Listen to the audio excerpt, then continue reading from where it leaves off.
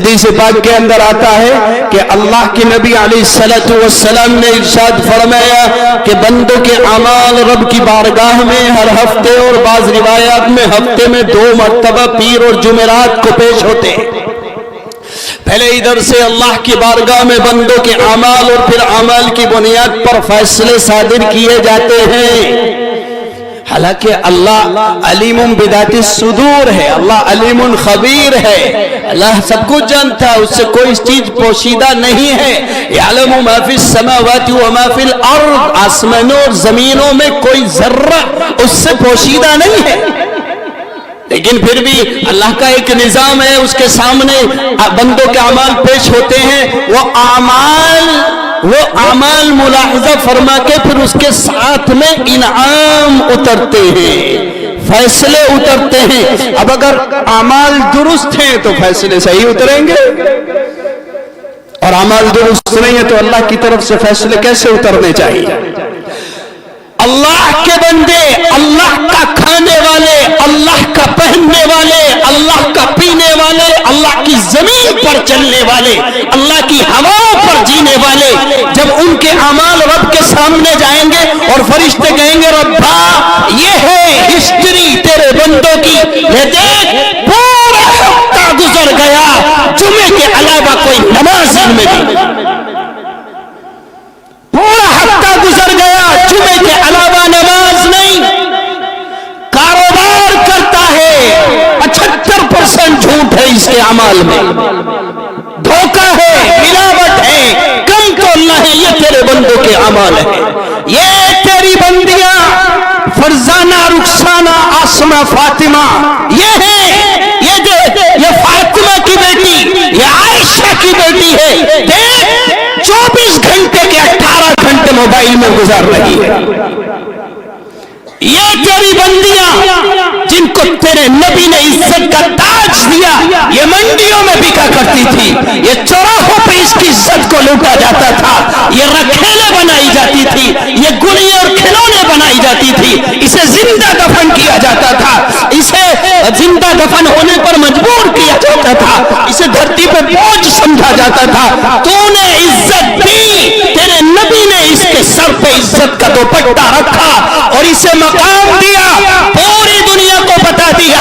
آج لوگ کہتے ہیں عورتوں کو برابر چلنا چاہیے، عورتوں کو برابر کا حق، اور نہ ہنجارو اور نہ سمجھو اور بے وقوف عقل کے مارو تم برابری کی بات کرتے ہو، اسلام نے سر پہ اٹھایا ہے، برابری کی بات کرتے ہو، کیا عورت کا برابر آنا چاہیے؟ برابر کر کے کہاں لے کر آئے ہیں؟ زنا کے اڈوں پہ، شراب کے باروں میں، بس ان کی جھوٹی ٹیبلیں صاف کرے، ان کی جھوٹی ٹیبلیں صاف کرے، ان کی ہوس کے مٹانے کا ایک کھلونا اور ذریعہ بنے، یہ برابری ہے؟ آؤ اسلام کو پڑھو، اسلام نے کیا اور میں ان سے کیا سکھوا؟ میں تو اسے کہوں گا، اس نبی کی شہزادی کو، فاطمہ کی بیٹی کو، عائشہ کی بیٹی کو، اسے بھی اپنا نبی پسند نہیں، اسے فاطمہ پسند نہیں، اسے عائشہ پسند نہیں، اسے رقیہ اور سمیہ پسند نہیں، اسے آسیہ اور مریم پسند نہیں، اسے پسند ہے وہ گندی عورتیں جس کے ناخن سے لے کر سر کے بال تک کوئی جسم کا حصہ پاک نہیں،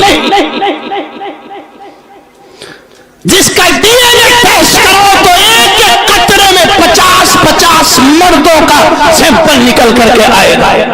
اسے وہ گندی عورتیں پسند ہے، اسے اپنی اماں فاطمہ پسند نہیں ہے، جنت کی شہزادی اور جنت کی سردار وہ پسند نہیں ہے، اسے عزت لگ رہی ہے ان جانوروں کی طرح ننگے سر پھرنے والی جو خود پریشان ہیں، جن کا معاشرہ خود اتنا گندا ہو چکا ہے کہ خود پریشان ہے، اسے ان کا کلچر اور کریکٹر اور فیشن پسند ہے، اسے وہ پسند آئے ہیں۔ نبی کی تعلیمات، نبی کے احسانات سب بھلا دیے، اور یہ پھر وہیں آ رہی ہے جہاں سے 1400 برس پہلے نبی اس کو اٹھا کر لائے تھے، جس گندگی سے، جس کچرے سے، جس کوڑے دان سے اٹھا کر نبی اس میری ماں اور بیٹی کو لائے تھے، یہ پھر اسی کچرے میں جا رہی ہے، پھر اسی کباڑے اور گندگیوں میں جا رہی ہے۔ اور اسے ماڈرن معاشرہ کہتے ہیں۔ مردوں کے ساتھ ساتھ اسلام نے عورت کو جو مقام دیا، خدا کی قسم کوئی معاشرہ اور کوئی نظام اور کوئی دین اسلام کی عورت کو وہ مقام نہیں دیتا ہے۔ جب پیدا ہو خوشخبری سنا دی، جس کے گھر بیٹی پیدا ہو گئی جنت کا سامان آ گیا، کل قیامت میں جہنم کی طرف سے آڑ بن جائے گی۔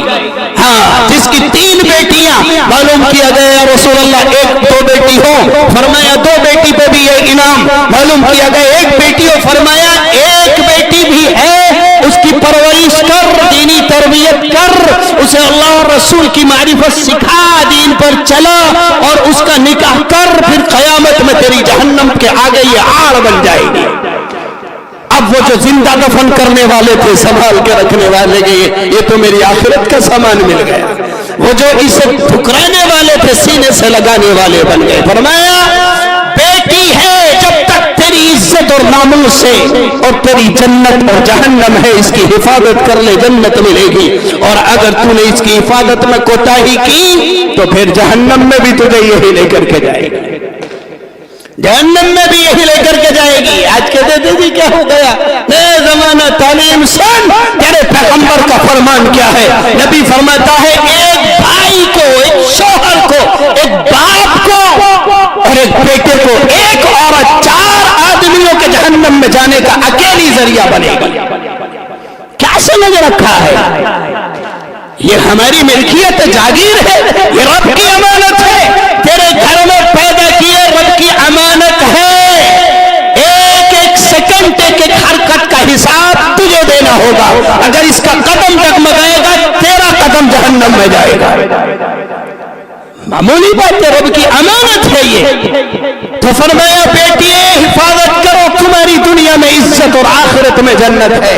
اور فرمایا جہنم سے نجات کا ذریعہ ہے، اور جب بیوی بن جائے تو تب عزت دی، اور فرمایا جیسا کھاؤ گے ویسا کھلاؤ گے، جیسا پہنو گے ویسا پہناؤ گے، اور جہاں رہو گے وہاں اس کو رکھو گے۔ اسے گالی دینا خبردار،